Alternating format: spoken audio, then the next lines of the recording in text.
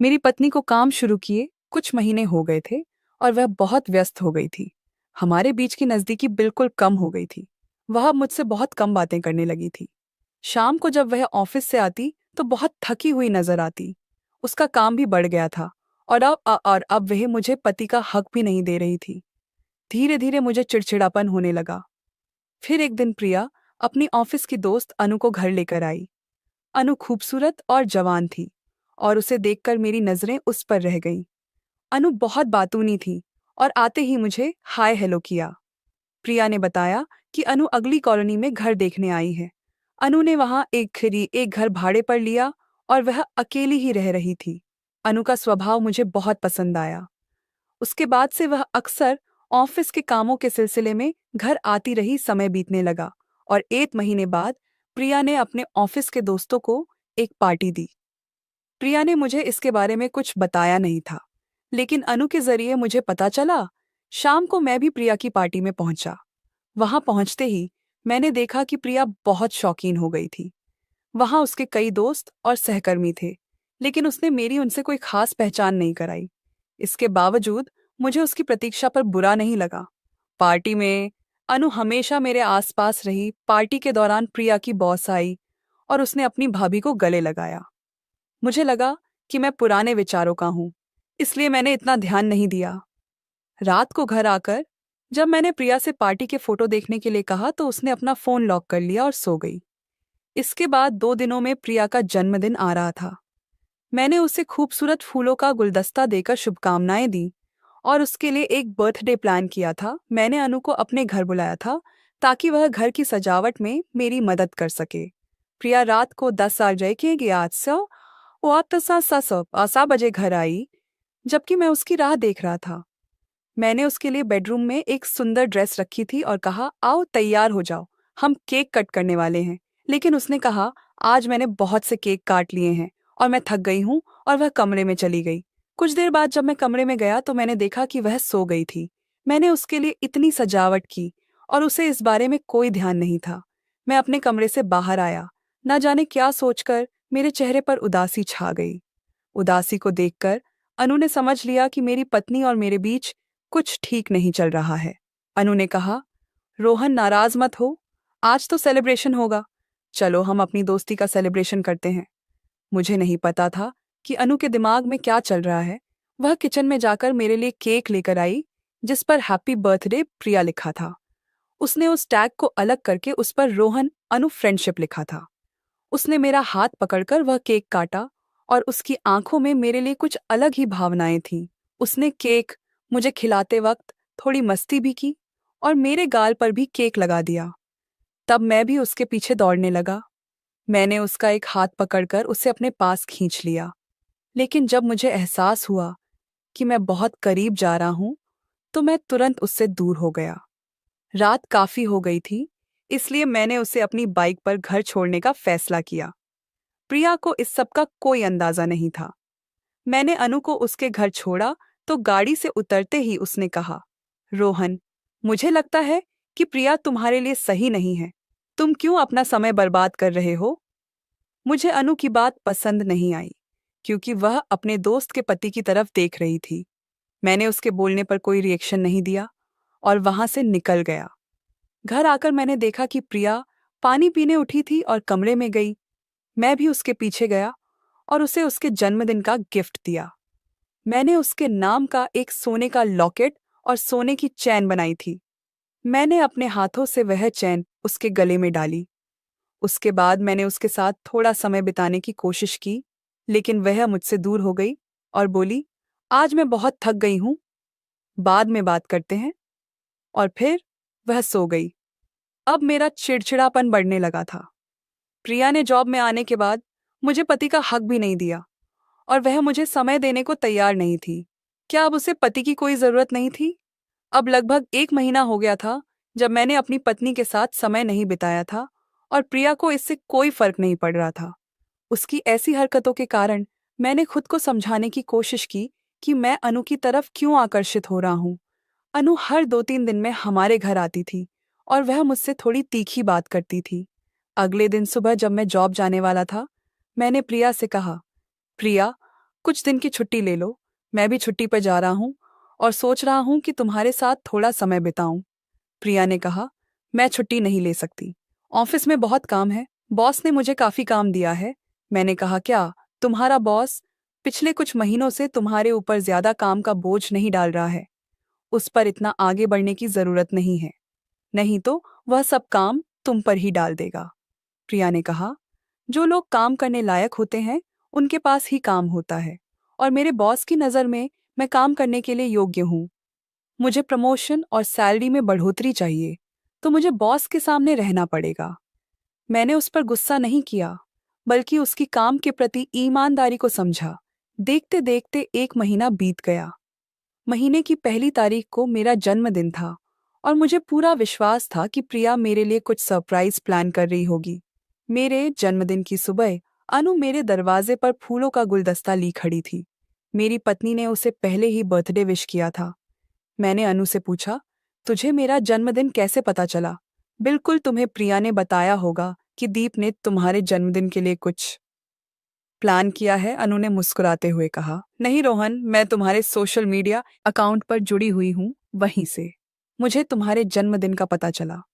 उस दिन प्रिया ने सुबह भी मुझे जन्मदिन की शुभकामनाएं नहीं दी थी। शाम को अनु ने मुझे फोन करके 4 बजे घर बुलाया।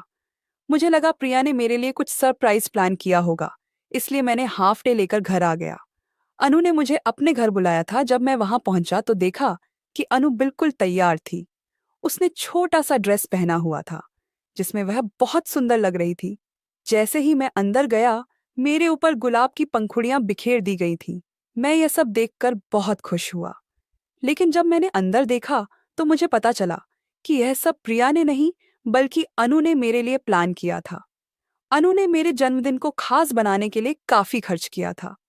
उसने अपने काम से छुट्टी ली थी और मेरे लिए कई अच्छे पकवान बनाए थे। मैंने उसकी मेहनत को नकारना नहीं चाहा और मुस्कुराकर उसके साथ अपना जन्मदिन मनाया। काफी देर बाद मैंने अनु से कहा कि अब मुझे घर जाना है। जैसे ही मैं निकलने वाला था, मुझे प्रिया का फोन आया। उसने कहा, आज मैं घर नहीं आ पाऊंगी, ऑफिस में बहुत काम है और रात को मैं एक दोस्त के घर रुक रही हूँ। उस समय मुझे यह साफ लग रहा था कि प्रिया को अपने पति के जन्मदिन का ध्यान नहीं था, और यह सुनकर मैं नाराज हो गया। अनु ने यह देखकर मुझे अपने बेडरूम में ले जाकर मेरा हाथ थाम लिया और कहा, रोहन, तुम प्रिया के बारे में इतना क्यों सोचते हो? वह तो काम में व्यस्त होगी। तुम्हारी दोस्त ने तुम्हारा जन्मदिन खास बनाया है, तो फिर तुम क्यों नाराज हो? जब अनु ने मेरा हाथ पकड़ा तो मेरे मन में अलग अलग विचार पैदा होने लगे। अनु वाकई सुंदर लग रही थी, और मैंने उसे पहले कभी उस नज़र से नहीं देखा था। अनु थोड़ी देर तक बोल्ड ड्रेस में मेरे सामने घूमती रही। तभी उसका मोबाइल नीचे गिर गया। ऐसा लग रहा था जैसे उसने जानबूझकर ऐसा किया हो। वह जल्दी से झुककर उसे उठाने लगी और अपने अनावश्यक अदाओं को दिखाने लगी। मैं एक पुरुष था, और जब कोई महिला इतनी प्रकट रूप से सामने आई तो स्वाभाविक रूप से नजरें उस ओर खींची जाती हैं। उस समय मैं उसे देखकर खुद को रोक नहीं पा रहा था। वह धीरे धीरे फिर से मेरे पास आ गई। मैं भी उसकी ओर आकर्षित हो रहा था। तभी मुझे अपनी समझदारी पर ध्यान आया और मैंने खुद को उससे दूर कर लिया। मैंने कहा, अनु, तुम ये क्या कर रही हो और मुझे ऐसा करने के लिए मजबूर कर रही हो? हमारे बीच यह सब नहीं हो सकता, क्योंकि तुम मेरी पत्नी की दोस्त हो। मुझे अपनी पत्नी से बहुत प्यार है, अनु ने जवाब दिया। ठीक है रोहन, मैं तुम्हें किसी भी चीज के लिए नहीं कहूंगी। जब तुम चाहोगे तब तुम मुझसे बात करने आ सकते हो। अनु के शब्दों का मतलब मुझे बहुत अच्छे से समझ में आया। प्रिया ने अगले दिन घर आकर भी मुझे जन्मदिन की शुभकामनाएं नहीं दी थी।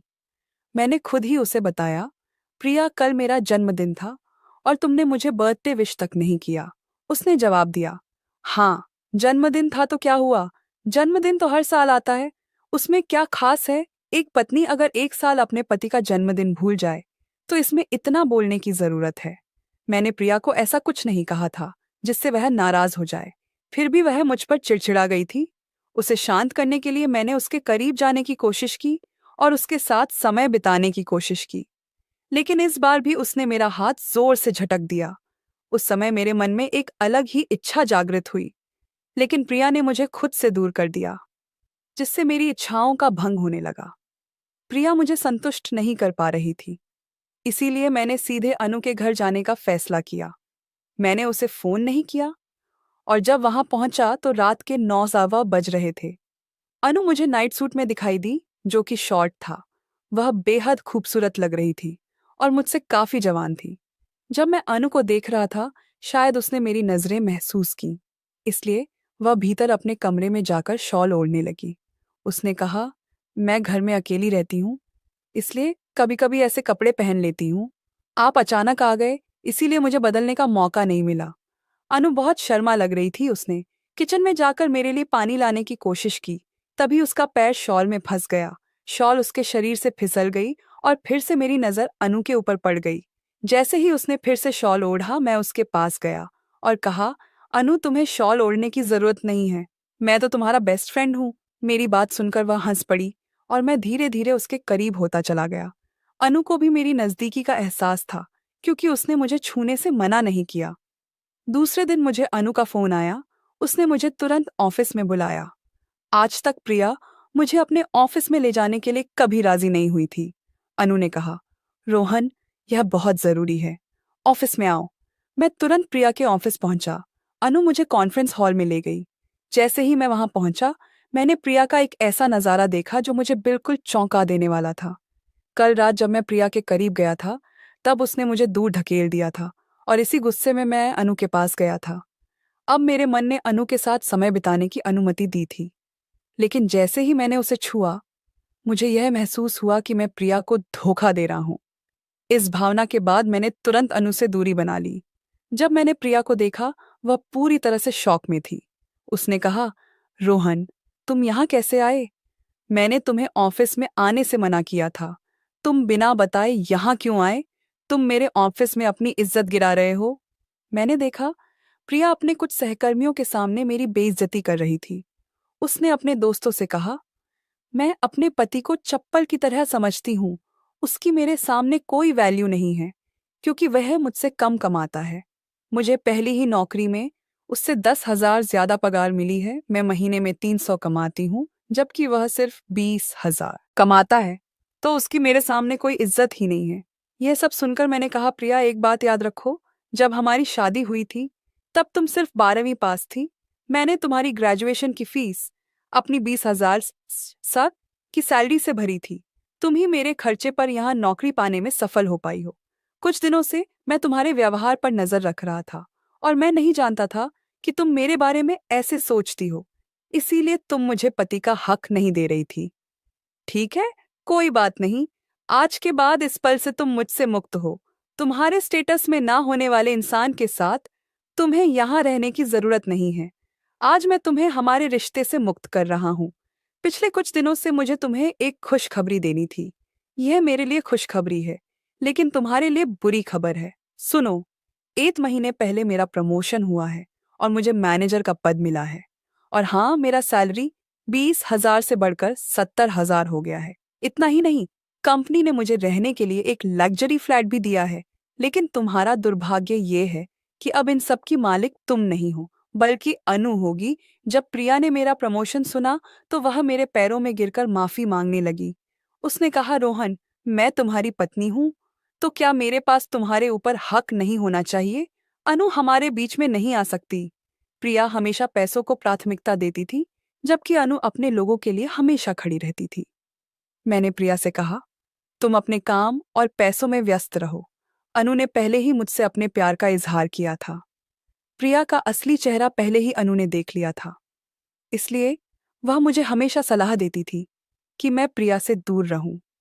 कई महिलाएं, जैसे प्रिया, जब थोड़ा सा पैसा कमाने लगती हैं, तो अपने पति को उनकी चप्पल समझने लगती हैं। मुझे उनसे उचित जवाब देने में कोई परेशानी नहीं है। कुछ ही दिनों बाद मैंने प्रिया को तलाक दे दिया और अनु के साथ शादी कर ली। शादी के बाद अनु ने अपनी नौकरी छोड़ दी। उसका कहना था कि उसे अपने पति से ज्यादा प्यार है और अगर वह उसे समय नहीं दे सकती, तो उसके लिए नौकरी और पैसे का कोई मतलब नहीं है। अनु सच्चे प्रेम की परिभाषा बन गई, जो मुझे अपेक्षित था। उसे कहीं ज्यादा प्यार और सम्मान मुझे मिला। मुझे हर महिला से यह कहना है कि अपने पति का सम्मान पैसों से कभी मत करो। एक बार अगर पुरुष का अहंकार टूट गया, तो फिर उसके जैसा सख्त कोई नहीं होता। दोस्तों, आपको यह कहानी कैसी लगी? अगर आपको यह कहानी पसंद आई तो वीडियो को लाइक करें और चैनल को सब्सक्राइब करना ना भूलें।